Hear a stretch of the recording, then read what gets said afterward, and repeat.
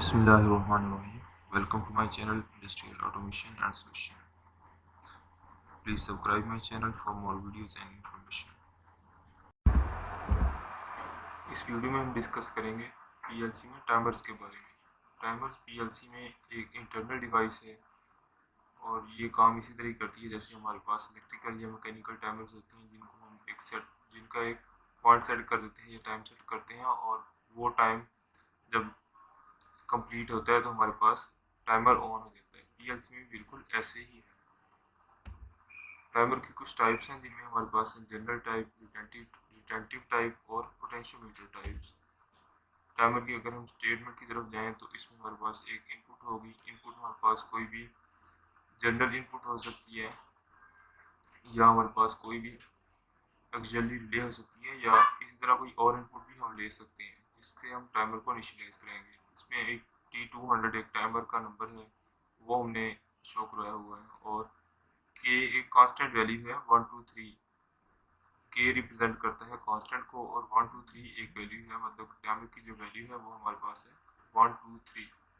और जब ये टाइमर की वैल्यू 1 2 3 ये 0 से स्टार्ट होकर 1 2 3 तक कंप्लीट हो जाएगी तो हमारे पास टाइमर ऑन हो जाएगा। और हमारे पास इसके क्रॉसपॉन्डिंग हमने एक आउटपुट दी है y00। तो जैसे ही टाइमर का टाइम कंप्लीट होगा y00 हमारे पास ऑन हो जाएगी। नेक्स्ट चलते हैं हम जनरल टाइप टाइमर्स की तरफ।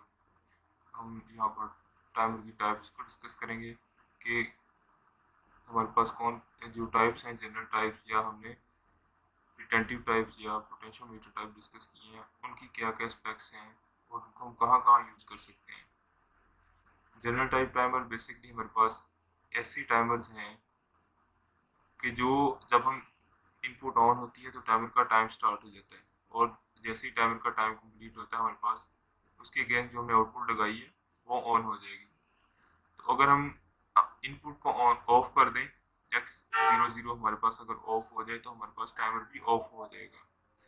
अगर ये ड्यूरिंग काउंटिंग भी ऑफ हो जाए तो फिर भी टाइमर रीसेट हो जाएगा या टाइमर की काउंटिंग कंप्लीट होने के बाद आउटपुट ऑन होने के बाद भी अगर इनपुट को ऑफ कर दें तो हमारे पास टाइमर ऑफ हो जाएगा और हमारे पास क्रॉसपॉन्डिंग आउटपुट भी ऑफ हो जाएगी। तो ये तो थे जनरल टाइप टाइमर।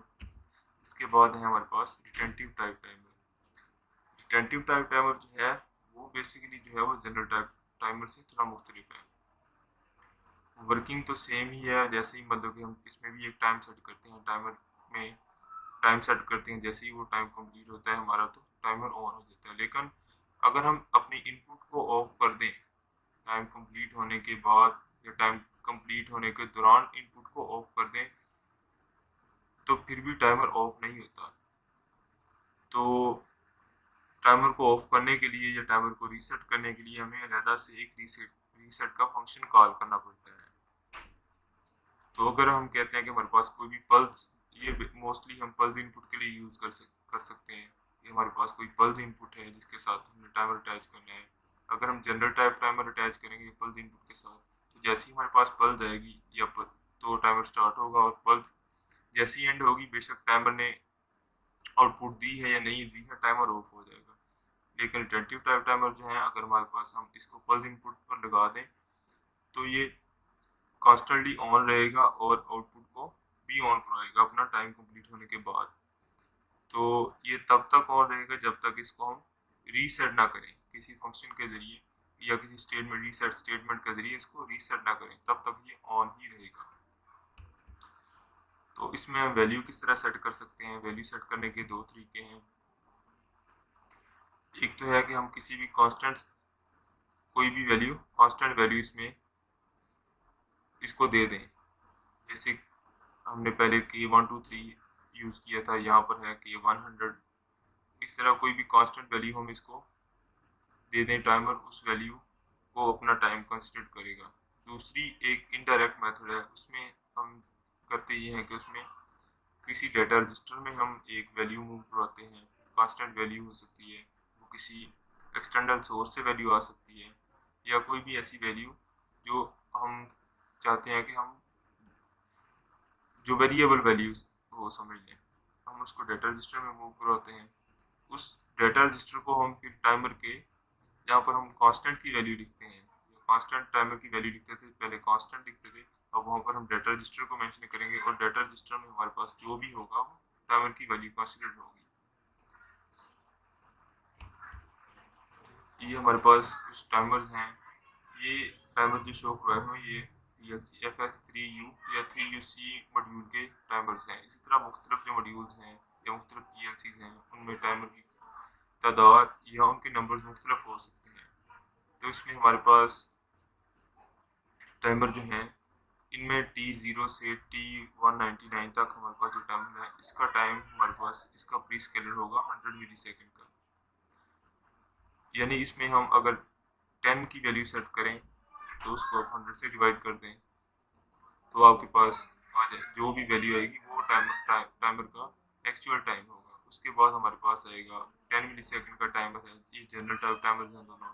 उसके बाद रिटेंटिव टाइप टाइमर है। रिटेंटिव टाइप टाइमर शुरू होते हैं 246 से 249 तक। ये 1 मिली सेकेंड के जो जनरल टाइप टाइमर्स है ना, रिटेंटिव टाइप टाइमर है 1 मिली सेकेंड के प्री स्केलर के साथ। ये हमारे पास है 246 से 249 तक ओनली 4 टाइमर्स हमारे पास हैं। उसके बाद रिटेंटिव टाइप टाइमर जो हमारे पास 100 मिली सेकेंड के लिए हैं उनके हमारे पास है 6 पॉइंट्स ओनली। ये है 250 से 255। तो हमारे पास पहले हमने डिस्कस किए हैं जनरल टाइप टाइमर में 1 मिली सेकेंड 100 मिली सेकेंड और 10 मिली सेकेंड। अब हमारे पास है 1 मिली सेकेंड का टाइमर। तो 1 मिली सेकेंड का जो टाइमर है वो है 256 से 511 तक, यानी 256 टाइमर्स हमारे पास हैं जो 1 मिली सेकेंड के प्री स्केलर के साथ हैं। इसको अब हम परफॉर्म करके भी देख लेते हैं कि टाइमर जो है हमारे किस तरह काम करते हैं और उनकी स्टेटमेंट को किस तरह हमने एग्जीक्यूट करवाना है या किस तरह स्टेटमेंट को लिखना है।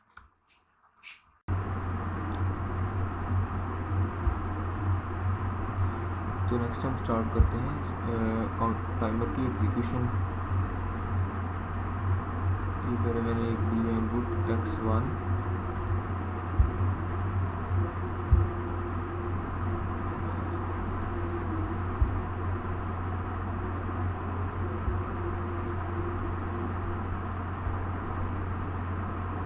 उसके साथ मैंने एक जनरल टाइप टाइमर अटैच किया है T1 जिसकी वैल्यू मैंने सेट की है 10।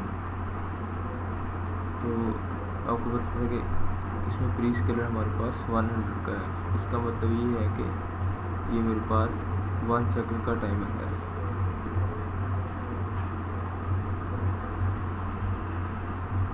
उसके बाद मैं डेटा रजिस्टर लेता हूँ D0 जिसमें मैंने 20 मूव करवाया ताकि आप लोगों को ये भी इनडायरेक्ट टाइम सेट करने का भी मेथड जो है वो क्लियर हो जाए। यहाँ पर हम लेंगे एक रिटेंटिव टाइप टाइमर 251 जैसा कि आपको पीछे शो भी करवाया था कि हमारे पास रिटेंटिव टाइप टाइमर जो है वो हमारे पास कहाँ से लेकर के कहाँ तक होते हैं। तो 251 मेरे पास एक रिटेंटिव टाइप टाइमर है।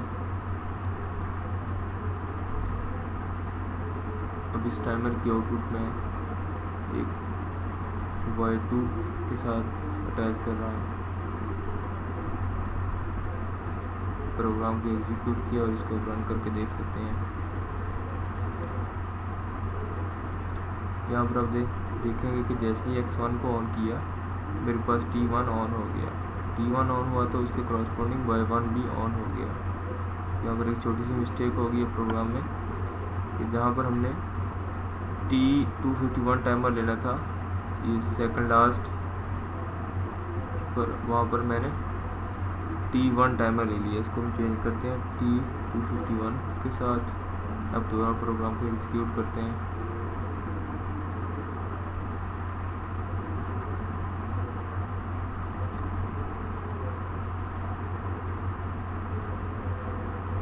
इसी तरह पहले T1 को रन करके देख लेते हैं। T1 को जैसे ही हमारे पास टाइम कंप्लीट हुआ उसके क्रॉसपॉन्डिंग जो आउटपुट थी Y1 वो ऑन हो गई। अगर T1 को हम ऑफ़ करते हैं तो Y1 भी हमारे पास ऑफ हो जाती है।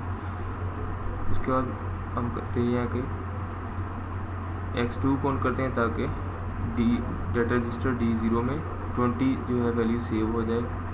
उसके बाद मैंने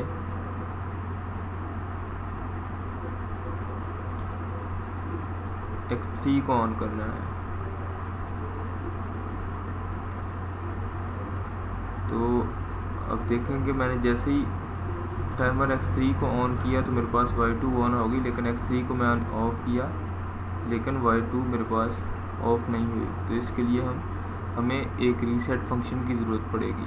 तो वो रीसेट फंक्शन के साथ स्टेटमेंट रीसेट के लिए भी एक लिख लेते हैं, क्योंकि रिटेंटिव टाइप टाइमर जो है वो ऑटोमेटिक रीसेट नहीं होते, उनको रीसेट करना पड़ता है प्रोग्राम के ज़रिए। यहाँ पर X3 को ऑन कर लिया। X3 को ऑन करने से पहले हमें मूव करना चाहिए था डेटा रजिस्टर में K20। तो X3 को ऑफ़ कर लेते हैं पहले। अब X3 ऑफ़ कर लिया लेकिन टाइमर हमारा रीसेट नहीं हुआ।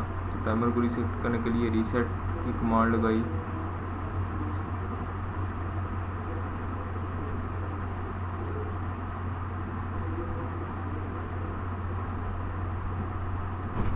तो जैसे ही मैंने X3 को ऑन किया मेरे पास Y2 ऑन हो गया। और अब देखेंगे X3 को अगर मैं ऑफ़ भी करता हूँ तो मेरे पास Y2 जो है वो ऑफ़ नहीं हो रहा। तो Y2 को ऑफ़ करने के लिए हमें टाइमर को रीसेट करना पड़ेगा। उम्मीद है कि इस वीडियो से आपको बहुत कुछ सीखने को मिला होगा। इसी तरह की मज़ीद वीडियोस देखने के लिए चैनल को लाइक और सब्सक्राइब करें और हमारे साथ रहें।